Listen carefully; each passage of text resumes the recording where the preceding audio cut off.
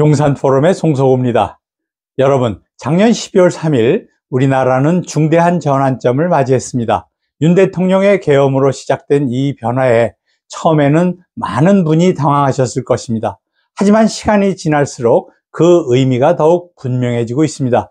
이는 단순한 계엄이 아닌 우리나라의 근본적인 개혁을 위한 움직임입니다. 우리나라는 지금까지 두 번의 큰 혁명을 겪었습니다. 첫 번째로 이승만 대통령은 1948년 8월 15일 건국혁명으로 대한민국의 기틀을 마련했습니다. 두 번째로 박정희 대통령은 5.16 경제혁명으로 대한민국의 산업화를 이끌어 우리나라를 세계적인 강국으로 이끌었습니다. 그리고 지금 우리는 세 번째 큰 혁명의 물결 앞에 서 있습니다. 바로 윤 대통령의 1.23 국민혁명입니다. 윤석열 대통령은 국가의 위기를 극복하기 위해 12월 3일 비상계엄을 선포했습니다. 좌파들은 이것이 내란이라는 프레임을 씌우고 있습니다. 그러나 이것은 내란이 아니라 혁명입니다. 이것은 단순한 계엄도 아닙니다. 윤석열 대통령이 국가 안보를 위협하는 요소들을 제거하고 법치주의를 바로 세우며 언론의 공정성을 회복하고 국민의 주권을 되찾고 대한민국을 정상국가로 만들기 위한 혁명에 국민을 초대한 국민혁명입니다. 그간 친북, 친중 행보를 보여온 민주당은 온갖 불법을 일삼으며 상식을 벗어난 폭거를 저질렀습니다. 단순히 이재명 방탄을 위한 것도 아닙니다. 대부분의 민주당 의원들이 중국과 북한에 사대하며 나라를 심하게 망가뜨렸습니다. 그리고 그 바탕엔 극악한 범죄 집단인 중앙선관위가 있습니다. 선관위는 가족과 지인들을 대거 불법 취업시켜 왔고 이후 친족 기업이 되어 선거 조작, 개표 조작 등 불법적인 부정선거로 헌법에 명시된 국민의 주권을 찬탈하고 가짜 국회를 구성하여 대한민국을 근본부터 흔들어 왔습니다. 이는 대법원의 비호가 있기에 가능한 일이었습니다. 대법관이 중앙선관위원장을 맡아 한 통속이 되어 국민의 주권을 도적질했습니다. 지방선관위 역시 지역 판사들이 위원장을 맡아 지역 선관위의 탈법과 불법을 일삼는 위헌에 눈감아 왔습니다.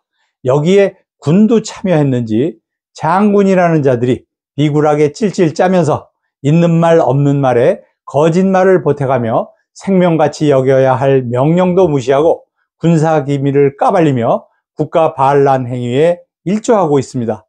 수사기관들도 미쳐 날뛰고 있습니다. 이들은 민주당의 지시를 받아가며 불법 체포, 불법 감금을 위해 불법적인 권한 남용을 일삼고 있습니다. 물론 이런 수사기관의 권한 남용은 법원에 적극 공주가 있어서 가능한 일입니다. 언론도 정말 큰 문제입니다. 진실을 알려야 할 책임이 있는 언론이 오히려 앞장서서 가짜 뉴스를 만들어 국민을 호도하고 정권을 뒤엎는 일에 앞장서고 있습니다. 대한민국은 더는 이들과 함께 존속할 수 없습니다. 이들 모두를 법대로 처단해야 합니다. 물론 이들 모두가 가담한 것은 아닙니다. 하지만 이런 사태를 당연히 알고 있을 텐데도 입을 다물고 있는 다수는 곧 직무를 유기하고 있다는 것입니다. 똑같이 처벌 대상이라는 사실에는 변함이 없습니다. 이런 거악을 척결하는 막중한 일을 대통령 혼자서 할 수는 없는 노릇입니다. 그렇기에 윤 대통령이 12월 3일 국민혁명에 우리를 초대한 것입니다. 생각 있고 올바른 국민이 모두 참여해야만 이 국민혁명이 성공하고 대한민국을 바로잡을 수 있을 것입니다. 이번 혁명은 단순히 오늘의 문제를 해결하는 데 그치지 않습니다. 우리의 내일을 위한 준비이기도 합니다.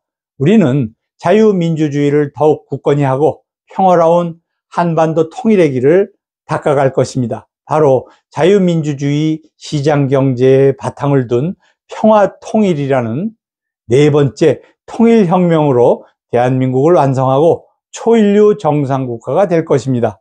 국민 여러분, 부디 기억해 주십시오. 지금 우리가 겪고 있는 1.23 국민혁명은 단순한 계엄이 아닙니다. 국민혁명입니다. 윤석열 대통령이 주도하고 전 국민이 참여하는 국민을 위한, 국민에 의한 근본적인 개혁입니다. 여러분의 힘을 모아 주십시오. 감사합니다.